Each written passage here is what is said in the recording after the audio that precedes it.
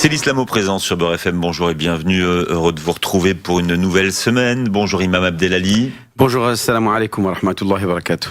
Je précise aux auditeurs qui ont l'habitude de vous écouter tous les jours qu'aujourd'hui vous êtes du côté droit, donc il faut régler la stéréo. Non, il n'y a pas de souci, Inch'Allah. On m'entendra avec les deux oreilles. C'est vrai. Ça me change. Ce profil-là, je ne suis pas habitué, c'est pour ça.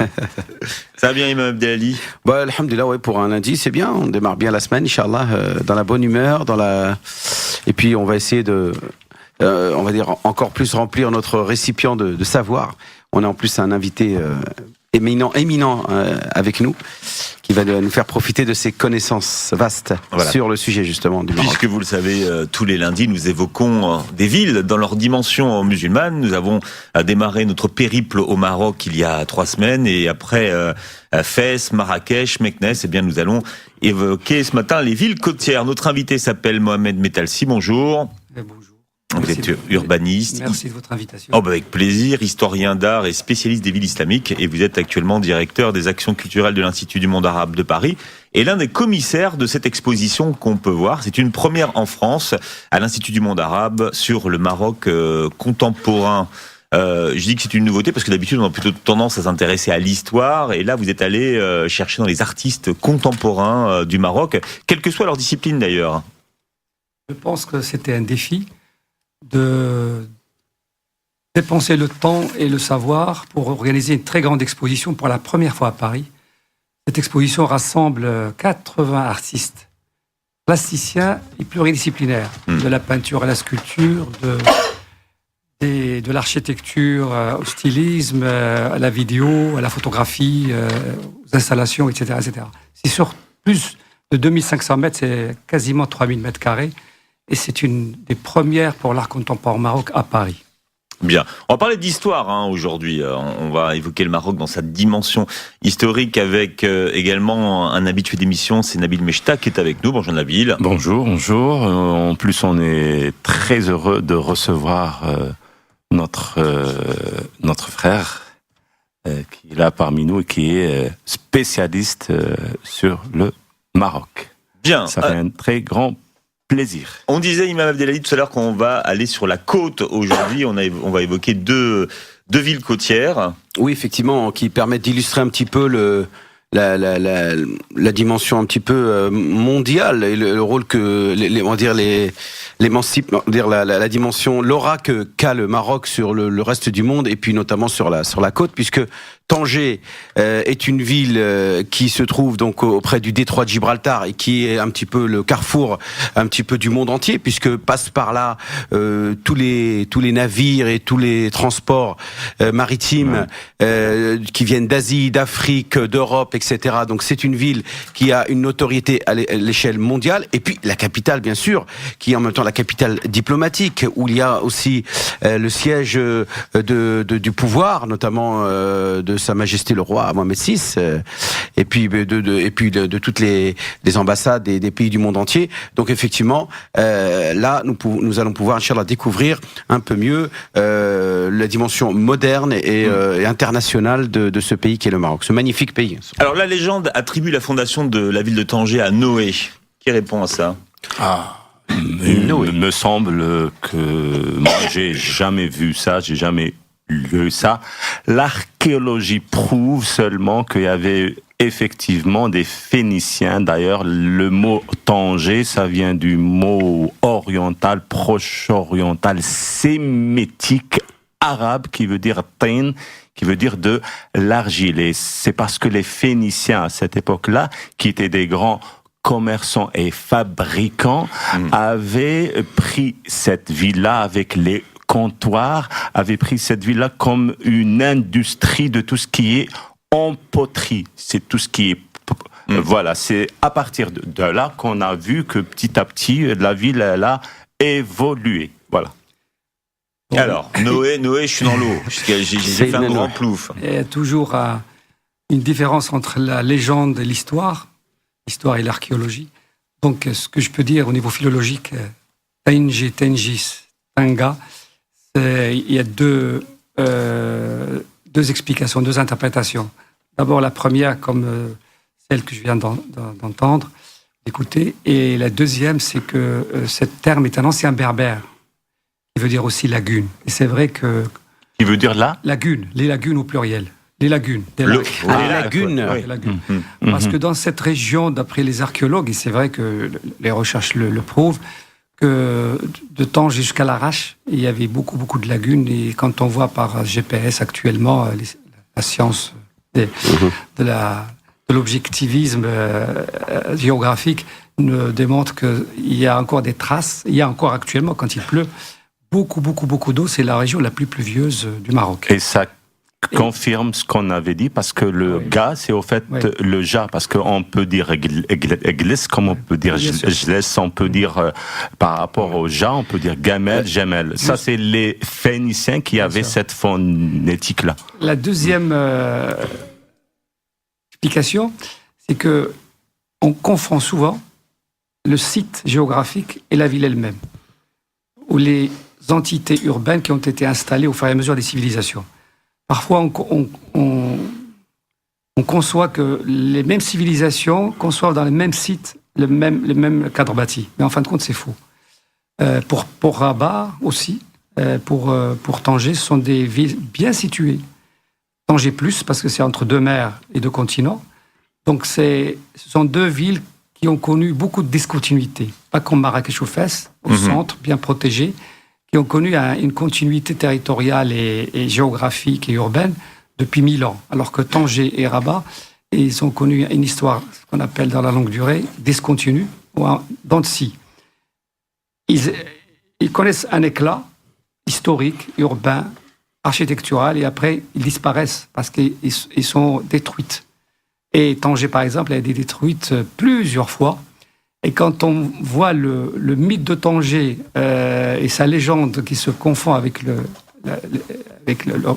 les commencements des temps, et son cadre urbain aujourd'hui, c'est une ville qui date depuis 3 siècles et quelques simplement. C'est une ville neuve, en fait. 1684. C'est une médina, une ville islamique de dernière génération. Donc, On peut dire qu'il a été fondé par la dynastie des Alaouiyas, donc qui n'a rien à voir avec ni les Bani Saad, ni les Mérinides, ni encore moins les Adarissa. Ils avaient justement Bien sûr. Oui, ils avaient construit le Mouhidine, Voilà. la tour de Hassan, où d'ailleurs il n'a pas pu terminer tout. Ça, c'est à Rabat. Oui. À Rabat. Oui, on C'est à Rabat, parle oui. de quoi maintenant? On parle de Tanger. Oh là là, C'est à Rabat. je suis parti loin. Alors, Donc on revient je ne sais à pas, Rabat. est-ce qu'on parle de Rabat ou de Tanger? Non, on parle de Tanger, mais, D'accord. mais, Ah, oui. mais qu'est-ce que ça change Tanger. finalement physiquement que... Voilà, je vais Oui. vous expliquer. Que lorsque les Phéniciens sont venus, ils ont construit un comptoir. Et les archéologues, ils ont trouvé des objets éparses, des traces, un peu partout dans le site. C'est-à-dire pas simplement dans la ville elle-même d'aujourd'hui, mais aussi aux environs. Donc on sait que les Phéniciens sont passés par là et ils ont construit un comptoir. On ne sait pas où. Ce qu'on sait très bien, c'est que les Romains, les Carthaginois aussi sont passés par là, mais les Romains, ils ont construit une cité romaine avec les mêmes principes de l'urbanisme romain, c'est-à-dire 2 axes. Le Cardo et le Maximus, comment il s'appelle c'est les 2 axes perpendiculaires qui se croisent au milieu, et au milieu il y a le forum. Actuellement, dans la Médina de Tanger, quand on creuse, sous la mosquée, il y a le temple, et sous le souk, le Sokochiko, le souk Dakhel, il y a le forum.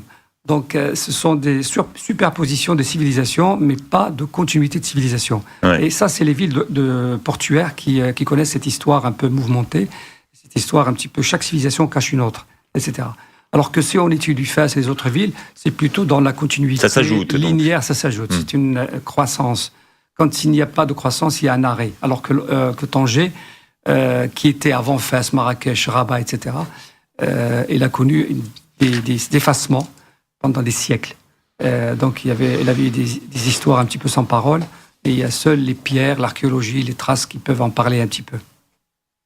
C'est bien la ville de laquelle est parti Tariq Ben Ziyad pour la conquête de l'Andalousie. Quand les musulmans sont arrivés, ils ont trouvé, ils n'ont pas trouvé de Fès, ils ont trouvé bien sûr Volubilis, ils ont trouvé Lexus, Tamouda, ils ont trouvé surtout Tengis. Les cités romaines. Voilà. Tengis. Donc rien que pour vous dire que le mot Tengis, c'est au fait seulement la romanisation, la latinisation du mot proche-oriental phénicien qui veut dire Tanji.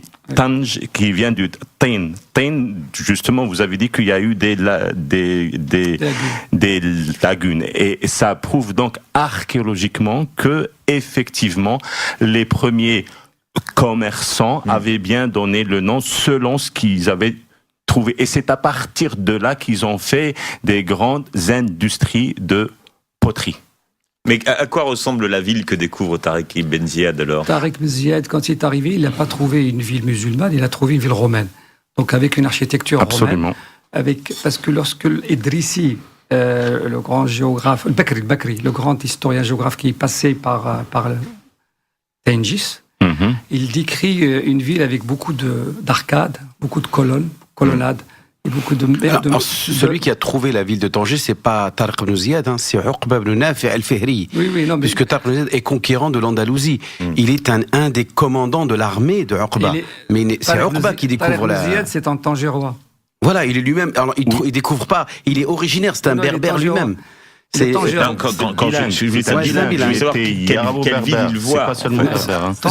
C'est Uqba. Celui qui vient d'Orient et qui vient conquérant du Maghreb, c'est Uqba. Certainement, à l'époque, les berbères de ces villes, parce qu'il n'y avait pas d'arabe à l'époque, les berbères de ces villes étaient romanisés, latinisés, ils parlaient le latin, ils parlaient le berbère. Donc, les berbères de quoi ? J'ai pas bien entendu. Les berbères de l'époque, c'est-à-dire l'époque romaine. Ah, oui. À l'époque, il y avait pas... Ou dans cette ville... Les villes qui existaient. Eh ben, ils ne parlaient pas que berbère. Ils parlaient aussi le latin, c'est-à-dire le romain. Et ils parlaient aussi l'ancien carthaginois, comme d'ailleurs ailleurs, dans toutes les villes ex-carthaginoises, il y avait encore l'influence du Proche-Orient que les Romains n'ont pas pu vraiment effacer après la prise de tout le Maghreb ancien qui était sous influence carthaginoise, c'est-à-dire en l'an moins 146, ils ont tout fait après la capture de Hannibal, etc. Ils ont tout fait, mais l'influence proche-orientale, elle était très bien ancrée. Malgré tout. Et d'ailleurs, quand l'islam est apparu, les premiers tribus qui croyaient à la non-trinité, c'est-à-dire qui croyaient qu'il y avait seulement un seul Dieu et qu'il n'était pas divisé en trois au nom du Père, du Fils et du Saint-Esprit, et c'était eux les premiers qui se sont convertis pour se c'est parce que l'Afrique du Nord, de toute l'inquisition qu'il y a eu contre eux. Et ça, on le retrouve pas dans les écrits orientalistes qui, à chaque fois, ils essayent d'occulter une certaine réalité historique. Et ça, c'est en faisant les analyses comparatives par rapport à toutes les références et les ouvrages de toutes sources, c'est-à-dire latine, grecque, arabe, allemande, etc. Alors pour comprendre, effectivement, c'est que toute l'Afrique du Nord, pas seulement le Maghreb, était sous influence arianiste, puisque le grand patriarche d'Alexandrie qui s'appelait Arius, qui en 325 après Jésus-Christ s'est confronté aux Pauliniens, c'est-à-dire à ceux qui revendiquaient cette trinité donc l'affiliation de Jésus à Dieu, donc une relation comme l'on sait aujourd'hui pratiquée et donc qui est de l'ordre de la croyance des chrétiens contemporains que sont les catholiques, les protestants, les orthodoxes. Les arianistes, eux, ont gardé cette ancienne croyance, et Sayyidina Mohammed est un néo-arianiste, puisque il est celui qui va revivifier la croyance en fait que Jésus n'a pas de lien d'affiliation avec le Créateur, et ce qu'on appelle Yamubayana, ce qu'on appelle discernement. Allah wahidun la sharika lah wa Isa khalq, c'est une créature d'Allah. Donc tout le Maghreb va être influencé par cette croyance néo-arianiste, ainsi que une partie après de l'Asie mineure. On parle des villes de la côte du Maroc ce matin. Rabat, Tanger. Je rappelle que si vous avez des questions et que si vous voulez intervenir au standard, Vous composez le 01 53 48 3000. Et nous poursuivons notre visite du Maroc ce matin avec les villes de Tanger et Rabat, avec Nabil Mechta, historien qui est avec nous, et puis Mohamed Metalsi qui est avec nous, urbaniste, historien d'art et spécialiste des villes islamiques. Vous avez d'ailleurs écrit un livre sur Tanger qu'on évoque ce matin. Vous êtes actuellement directeur des actions culturelles de l'Institut du monde arabe à Paris et vous êtes l'un des commissaires de cette exposition exceptionnelle qui se tient à Lima en ce moment sur le Maroc contemporain. D'ailleurs, pour ceux qui nous écoutent, vous pouvez vous connecter sur le web puisque vous avez installé en même temps que l'exposition une animation internet, un documentaire interactif qui est diffusé sur le web avec une carte d'ailleurs. Il y a des étapes et vous pouvez cliquer sur les villes et voir les artistes, enfin des... Justement au sujet, Philippe, j'aimerais bien que Monsieur Metalsi nous parle un petit peu de cette exposition de l'Institut du monde arabe. Qu'est-ce qui est intéressant d'aller voir là-bas et pertinent ? D'abord, ce n'est pas simplement une exposition, c'est une manifestation globale, parce qu'il y a aussi un programme très serré, des concerts, des débats, cinéma, des spectacles chorégraphiques, des colloques, des actions éducatives pour les enfants, etc., etc. C'est tout un programme, tout quoi. Un programme. Un calendrier. Et l'exposition va durer jusqu'à fin janvier, et les manifestations vont aller jusqu'à fin mars. Donc, nous invitons à peu près 700 intellectuels, artistes, poètes, designers, etc., etc. Donc c'est vraiment une manifestation exceptionnelle dans l'histoire de la programmation culturelle de l'Institut du monde arabe. Dans cette exposition, les commissaires ont essayé d'aller plus loin que le marché de l'art et que ce que présentent les instituts étrangers dans ce pays. Parce qu'il y a des artistes qui sont déjà consacrés par le marché intérieur et par le marché extérieur, y compris l'Europe et le Golfe. Que le Golfe aussi a surenchéri sur la valeur des œuvres et la valeur des artistes. Donc, parce que pour nous, c'était une aubaine que les artistes marocains soient connus un peu partout, dans le monde aussi. Ils sont dans les musées internationaux, le musée en France, aux États-Unis, un peu près dans toute l'Europe. Quand vous dites des artistes, ce sont des artistes contemporains. Contemporains, Oui. On a opté d'abord pour les artistes vivants. Ouais, vivants. Puisse ne pas entrer dans l'histoire. Alors, quel genre d'art, plus précisément les arts. L'art plastique. La peinture. La peinture, oui, d'accord. La sculpture, la photographie, la vidéo, les installations, l'architecture, comme j'ai dit, le stylisme, le design. Voilà. Donc, le Maroc est très fort dans ce domaine-là. Voilà. Même Tanger elle-même a repris cet héritage historique qu'elle avait cumulé et capitalisé à travers les siècles, des arabesques, des mosaïques, des fresques et tout ça. Je peux dire que Tanger, ce n'est pas l'exemple type d'une ville arabo-islamique qui a accumulé tout un patrimoine arabo-islamique. Oui. Je parle de patrimoine arabo-islamique, je peux parler de Fès, Marrakech, d'abord. Meknes. Après, après Rabat, Tétouan. C'est plus des villes hadriya, comme on dit. Hadriya, c'est-à-dire citadines. Industrielles, modernes. Artisanales, où ils ont une élite, où il y avait une continuité historique, où les pouvoirs centraux, les différentes monarchies, se sont installés plus ou moins dans ces villes. C'est-à-dire les 4 villes impériales, plus Tétouan, mais Tétouan parce qu'il y avait une population andalouse très forte, qui a revivifié cette ville et qui l'a fait naître aussi. Les fameux morts. Ouais, voilà. C'était l'exode de 1476, avant 492, oui. Et l'exil aussi de 1609, 1610, suite à l'édit de Philippe III, qui a expulsé les Juifs et les musulmans. L'Inquisition. L'Inquisition, voilà. C'est la dernière Inquisition où ils ont expulsé même ce qu'on appelait les arabo-berbères chrétianisés. Ils leur disaient que c'était des marranos, c'est-à-dire des monafiqoun. Voilà, ils les ont expulsés pour... et c'est Tétouan, Fès et Rabat qui les ont accueillis en masse. Donc, mais ils sont devenus musulmans. Ils se sont reconvertis à l'islam. Bien sûr, non, mais ils étaient plus ou moins, ils n'ont pas plus ou moins été chrétiens, et en même temps, ceux qui sont devenus chrétiens, quand ils sont venus au Maroc, ils sont redevenus musulmans. Absolument. Voilà, mais avec beaucoup de hargne, parce que après ils se sont attelés pour revenir un jour, et ils ont pratiqué la course et la piraterie pendant plusieurs siècles. Oui, mais il me semble que c'est pas seulement de la piraterie qu'ils ont fait. Ils avaient fait blocage et barrage à ces Espagnols, à ces Castillans et à ces Portugais qui les pourchassaient, qui les avaient torturés, qui faisaient de l'inquisition. Donc il les pourchassait jusqu'au Maghreb. Et il me semble que c'est pas de la ville piraterie, c'est de la self-défense parce qu'ils sont chez eux. Bon. Et les autres, ils viennent les agresser. Donc, il ne me semble pas que c'est de la piraterie. C'est juste. Oui, parce que j'ai lu ça et j'avais même vu des reportages qui parlaient de ça. J'étais sidéré d'entendre ça, comment on inverse le rôle de l'agressé et de l'agresseur. C'est-à-dire à l'époque, c'est eux qui avaient subi et c'est pas les autres. Après l'Inquisition, les Ibériques ou les Ibères, parce que c'est pas que les Espagnols simplement, les Portugais aussi, ils ont continué les attaques contre les villes portuaires. Ils pensaient même occuper le Maghreb. Absolument. Ils démarraient par le Maroc.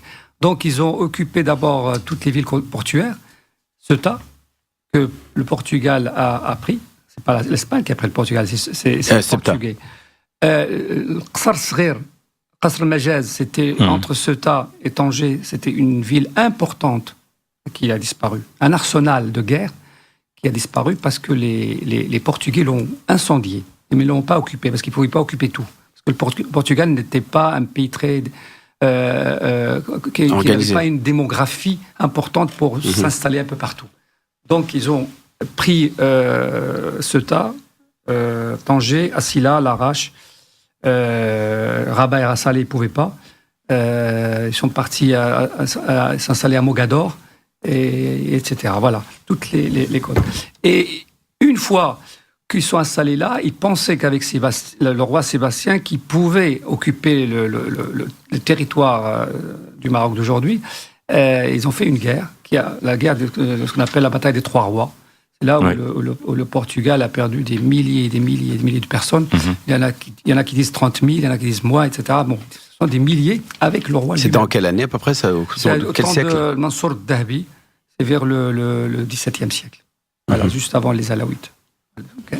C'est le 17e, je ne sais pas exactement la date. Alors, avant d'arriver au XVIIe siècle, j'aimerais qu'on évoque un personnage très célèbre de Tanger qui est Ibn Battuta. Ah oui. Ouais. Ibn Battuta, justement. Non, c'est un grand voyageur. Il est réputé, surtout quand on dit quelqu'un, c'est même repris dans les expressions. On dit quelqu'un quand il est voyageur, on dit que c'est un Ibn Battuta. C'est par excellence le voyageur, le découvreur des civilisations et des territoires. Cet homme, il a été jusqu'en Chine et il a ramené jusqu'en Inde, voilà. etc.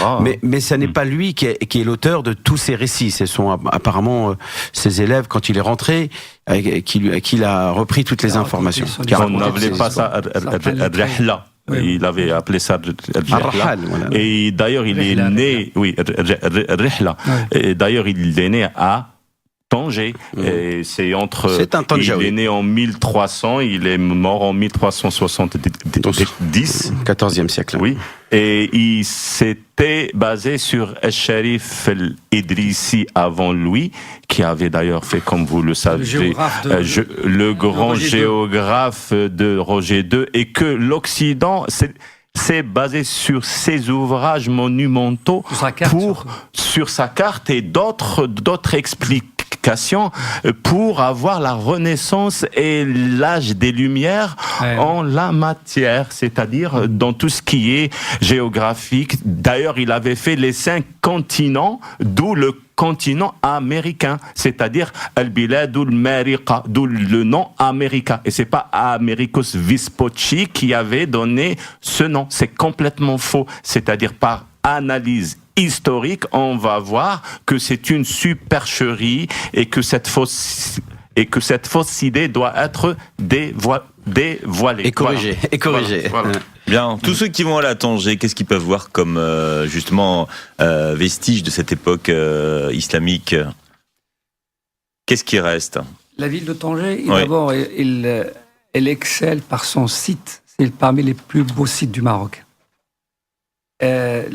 C'est un site montagneux, une ville qui est installée sur un mont de à peu près 100 mètres d'altitude, avec une baie de 3 km et une côte méditerranéenne très boisée, et une côte atlantique vraiment avec des couleurs de vert et de bleu extraordinaires, et surtout Tanger se fait remarquer par sa lumière translucide que les artistes qui sont venus à Tanger, qu'ils soient européens ou d'ailleurs, ils ont adoré pour faire la révolution de leur palette. Et oui, c'est pendant la Deuxième Guerre mondiale. De leur art. D'abord C'était au siècle dernier, au XXe siècle. Voilà, d'abord Delacroix au XIXe, après Matisse, et après tant de peintres européens et américains, j'ai toute une liste, qui ont séjourné, résidé des mois, des années, et parfois ils sont restés parce qu'ils ont été captés par la beauté de cette ville. Mais comme Monsieur Matisse, qui déjà, il a donné à Tanger plein de figures, il y avait plein d'Européens qui sont venus parce que ça leur plaisait, vu qu'elle était une ville extraordinaire, et d'ailleurs elle est devenue la ville culturelle reconnue et même connue par ses artistes. Bien, on parle de Tanger ce matin, mais dans un instant, nous parlons également de Rabat avec notre invité Mohamed Mettalsi. Je rappelle que vous êtes un spécialiste des villes islamiques et que vous êtes un des commissaires de cette exposition sur le Maroc contemporain qui se tient actuellement à l'Institut du Monde Arabe. D'ailleurs, si vous allez à l'Institut du Monde Arabe, vous êtes accueilli par une grande tente sahraoui. Et puis la superficie, puisqu'on n'a pas du tout l'habitude de voir une exposition d'une telle ampleur, 2500 mètres carrés d'œuvres, et c'est surtout le Maroc actuel aujourd'hui qu'on voit, Imam Abdelali. Oui, effectivement, c'est magnifique. Le Maroc a un héritage culturel, artistique qui est à découvrir, qui fait partie du patrimoine de la civilisation musulmane à travers les siècles. Et donc, moi, je suis tout à fait on va dire enthousiaste à ce que les gens prennent connaissance, parce que Philippe, moi je suis persuadé que la haine ne vient pas de la différence. La haine, elle vient de la non-connaissance. Al-insanu aduwwu ma yajhal wa laysa aduwwu ma yukhalifuhu. On peut être différent, mais si tu diffères de moi, mon frère, loin de me léser, tu m'enrichis, disait Saint-Exupéry. Donc c'est cette richesse-là, c'est donc qui va permettre de promouvoir le vivre ensemble, la tolérance, le respect et la richesse et l'échange. Mais c'est une saison très marocaine que vit Paris, puisque le Maroc est à la fois au Louvre et à l'Institut du Monde Arabe. C'est pas les mêmes époques, puisque pour ceux qui nous écoutent, ce dont vous parlez actuellement à l'Institut du Monde Arabe, c'est vraiment les artistes contemporains d'aujourd'hui. C'est la modernité, c'est presque demain. Oui, comment ces artistes se positionnent par rapport à leur pays, par rapport à leur culture, par rapport à la création d'aujourd'hui, par rapport à la mondialisation, par rapport aux problèmes que connaissent les sociétés, la société marocaine, les sociétés arabes, par rapport à la religion, par rapport à la condition de la femme, par rapport à l'évolution politique au Maroc, etc., etc. Et ils les posent à leur manière, et chacun avec son style, chacun avec ses outils. Donc, quand on visite l'expo, on voit qu'il y a des thématiques qui sortent de cette exposition, et on voit très bien que les jeunes d'aujourd'hui, ils se positionnent plus que les anciens par rapport à la mondialisation, à l'internationalisme, et c'est conséquent sur le pays lui-même. Quand je dis le pays, c'est sa société, ses valeurs, etc., etc. Donc eux-mêmes, ils prennent position, parfois avec beaucoup d'humour, parfois avec beaucoup de drame, parfois avec beaucoup de tristesse, etc. Donc ce sont des œuvres qui méritent d'être présentées et diffusées, pas simplement en France, mais aussi dans d'autres pays du monde. Tanger, que nous évoquons ce matin, ville internationale, dites-vous, qu'est-ce qu'elle a de différent des autres villes du Maroc ? Avant de passer à Rabat, je voulais dire deux choses importantes. C'est que cette ville, c'est le mythe qui lui a donné l'éclat. L'histoire l'a souvent oublié. Ça, c'est très important. Le mythe par l'art, la littérature, le discours, l'image, Paul Bols, pour etc., ceux qui... etc. Voilà, Donc, c'est un lieu. C'est un lieu qui a été transfiguré par l'art. L'art, il transfigure un lieu, il le transforme. Je vais vous donner un exemple. Lorsque Cézanne a peint la montagne, la Sainte-Victoire, la Sainte-Victoire est devenue un mythe, parce que les montagnes en France, il y a des centaines. Mais la Sainte-Victoire est devenue un monument français, un monument culturel et naturel. Lorsque la Sainte-Victoire était incendiée, les ministères de la Culture, la France l'a essayé de la restaurer comme dans l'image, dans la peinture de Cézanne, mais pas comme en nature. Donc ça veut dire que parfois l'image, la représentation, prévaut sur la réalité. Tanger, c'est la même chose. C'est qu'elle a un mythe rayonnant, international. Elle est devenue la ville internationale, politiquement, historiquement, mais la littérature, l'art, le cinéma, etc., l'a rendue encore plus célèbre. Actuellement, l'histoire la rejoint. Il y a une rencontre, une coïncidence avec l'histoire, parce que le pouvoir aujourd'hui central, il lui a donné une reconnaissance historique. Pourquoi ? Parce que vous avez commencé l'émission en disant elle est située dans un détroit où passe une très grande partie du commerce international. Je crois que c'est un tiers du pétrole et un sixième du commerce mondial qui passe par le détroit pour aller... Comment le Maroc, dans une situation stratégique, qui n'a pas de pétrole et qui a oublié cette situation, alors qu'on pouvait pomper plus ou moins une partie de ses flux. Et on a eu l'intelligence, dernièrement, depuis une décennie, de construire le plus grand port de Méditerranée, Tanger Med. Alors, Tanger Med, avec sa zone industrielle immense, des milliers d'hectares où s'installe Renault, s'installent plusieurs entreprises, etc., donne encore un développement économique, social, démographique à cette ville inouï dans son histoire contemporaine d'aujourd'hui. Alors, à quand le tunnel justement pour les 14 kilomètres. Alors, c'est la Méditerranée. 14 kilomètres entre eux. Le tunnel, on en parle depuis une trentaine d'années. Ça serait magnifique. Même presque 40 ans. Comme ils ont fait les Anglais avec le Français. Il y a le tunnel ou le pont. Le problème, c'est que le tunnel, c'est une connexion entre deux continents, deux pays.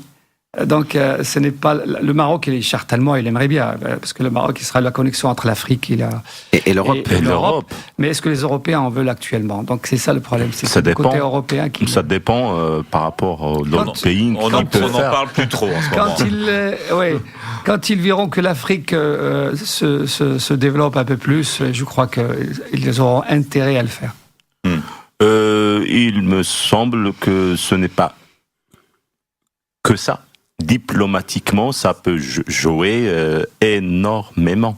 Si, par exemple, les États maghrébins étaient bien unis, diplomatiquement, ça aurait été un aspect positif pour justement enclencher cette connexion entre l'Afrique et l'Europe. Je crois que le 14 kilomètres, c'est pas problème d'Afrique du Nord, énorme. C'est régler vraiment les problèmes entre le Maroc et l'Algérie très très vite. Parce que tout le monde perd là-dedans. Tout le monde. Et c'est une catastrophe pour nos deux pays.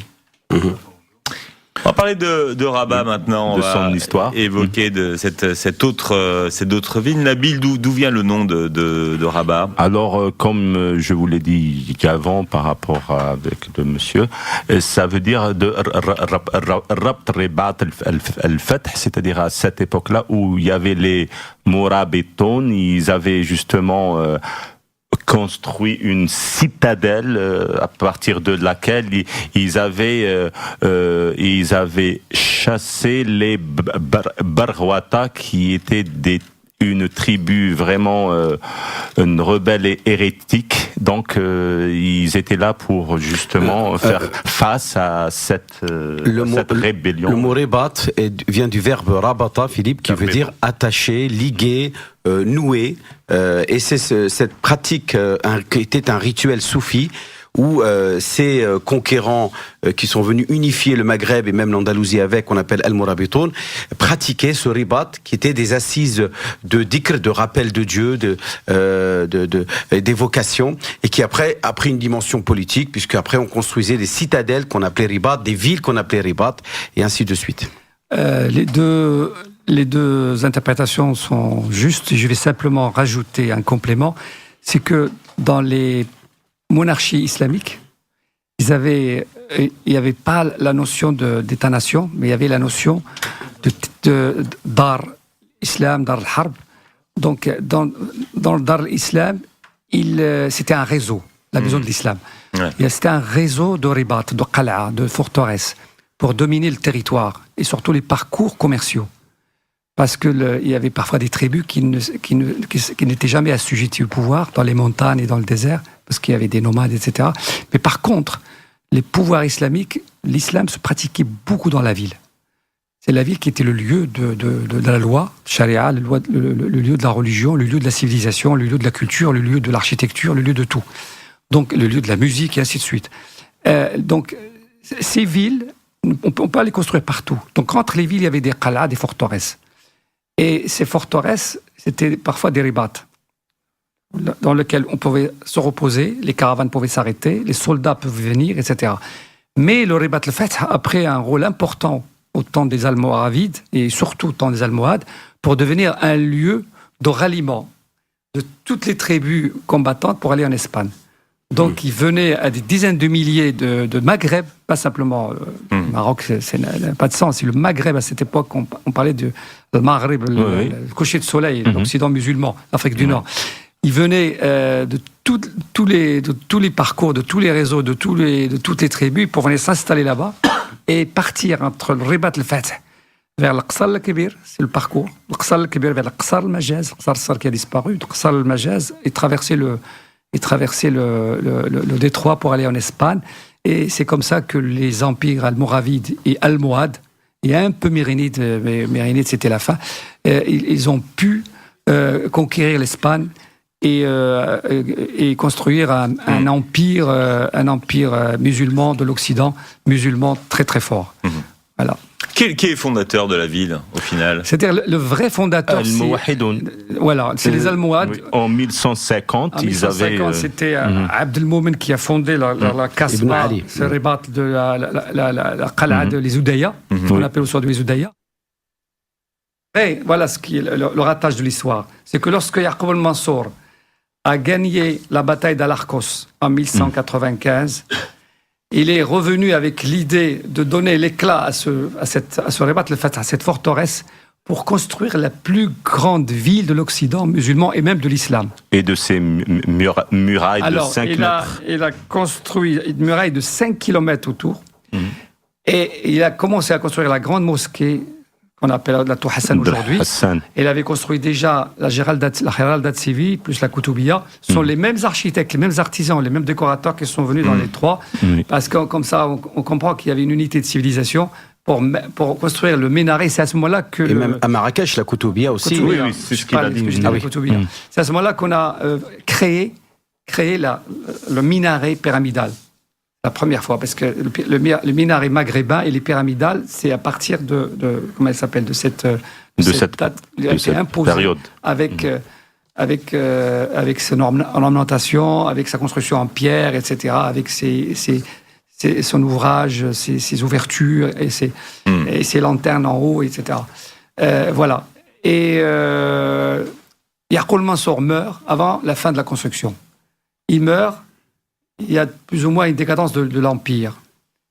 La ville a été délaissée. Oui, en 1250. Voilà. Et ce qu'on voyait quand Hassan al-Wazzan est passé, le fameux lion l'Africain est passé à l'époque, il a trouvé simplement une centaine de maisons dans ce immense territoire qui est devenu un immense territoire de vergers, de verdure et d'orangers et de citronniers, etc. Juste une petite centaine de maisons. Alors, cette ville s'est endormie pendant des siècles. À l'époque des Mérinides qui a eu vraiment un déclin là-bas. Voilà, ils ont choisi comme capitale Fès, les Saadiens à Marrakech, et ainsi de suite. Mais les personnes, les habitants qui lui ont donné son lustre, sont les Andalous. Absolument. Voilà. Lorsque les Andalous sont arrivés, ils ont trouvé un immense territoire encerclé par des murailles déjà protégées. C'était une économie. Ils sont installés, ils n'ont même pas pu tout occuper. Donc, ils ont occupé les Oudaya, etc. Ils ont occupé les Oudaya et la ville de Rabat, la Médina de Rabat. Mais ils ont créé eux-mêmes une seule muraille pour les protéger. C'est la muraille des Andalous. Des Andalous. D'accord. Moi, pourquoi on dit toujours Rabat Salé? Ah bah, normalement, voilà, c'est les deux petites villes jumelles. Ce sont des villes composées de presque des mêmes personnes qui viennent de l'Andalousie. Ils étaient tout le temps en concurrence, parfois en guerre, mais souvent en concurrence. Donc on appelle ça le Madinat al-Adwatayn, c'est les deux rives, les villes des deux rives. Oui, et justement, il s'appelle le fleuve de Ar-Raqraq, le beau Raqraq. Abu Raqraq. Oui, Qui veut dire qui veut dire Riqa, des choses, etc. Ouais. Mais il faut dire aussi que cette ville a été aussi dans l'Antiquité, dès déjà moins 1200 avant Jésus-Christ, par les Phéniciens, puis par les Carthaginois, puis par les Romains qui ont su aussi, comme d'habitude. Ils ont su, et les Romains, ils l'appelaient aussi au nom de Sala Colonia. Et c'est ainsi qu'elle a une traçabilité dès l'Antiquité. Donc après ça, comme on a dit que ces merveilles aussi, ces monuments, on a dit justement le quartier des Zoudaya, qui est un quartier qu'on appelle aussi la Kasbah, comme la Kasbah à Alger, comme la Kasbah ailleurs dans toutes les villes arabes. Donc il y a aussi cette Saoumaa qui est la tour de Hassan, où il n'a pas pu justement, malgré tout, terminer et achever cette magnifique mosquée. Et on a aussi le fameux mausolée de Mohammed V, Allah yarhamou, etc. Qui est donc à Rabat, hein. On continuera d'évoquer ces villes dans leur histoire, mais je vous rappelle qu'à l'Institut du monde arabe, aujourd'hui, eh bien, c'est le Maroc d'aujourd'hui qui s'expose, d'aujourd'hui et de demain. On l'a dit à travers cette émission, à travers beaucoup de femmes d'ailleurs, beaucoup d'artistes femmes qui sont présents dans l'exposition. Vous pouvez avoir un avant-goût de l'exposition si vous vous connectez sur Internet à travers ce documentaire interactif qui s'appelle iMaroc. Donc, vous allez voir, il y a une carte. Il y a même un concours pour gagner un voyage au Maroc. Oui ? Oui. Oui. Ouais, c'est très bien. En plus, on va pouvoir terminer de parler du Maroc la semaine prochaine, puisque nous avons encore Jacques Lang là qui vient en force pour nous parler encore mieux de cette exposition, comme l'a bien fait en très belle introduction Monsieur Metalsi, que je remercie déjà de son immense savoir que je félicite. Et voilà, et puis que j'espère qu'Inch'Allah on aura fait le tour de pas mal de villes marocaines. C'est vrai qu'on ne sera pas beaucoup descendu dans le sud à part Marrakech. Il y a encore d'autres villes à découvrir. Il y aurait eu Agadir aussi qui aurait été intéressant, et puis le Sahara al-Gharbia, qui aurait été intéressante. Bien, ça donne envie d'aller voyager tout ça. Merci d'avoir été avec nous, Monsieur Metalsi. Merci d'avoir été avec nous. Nabil, à la semaine prochaine. Et je vous donne rendez-vous demain entre midi et 13h. Très belle journée sur Beurre FM.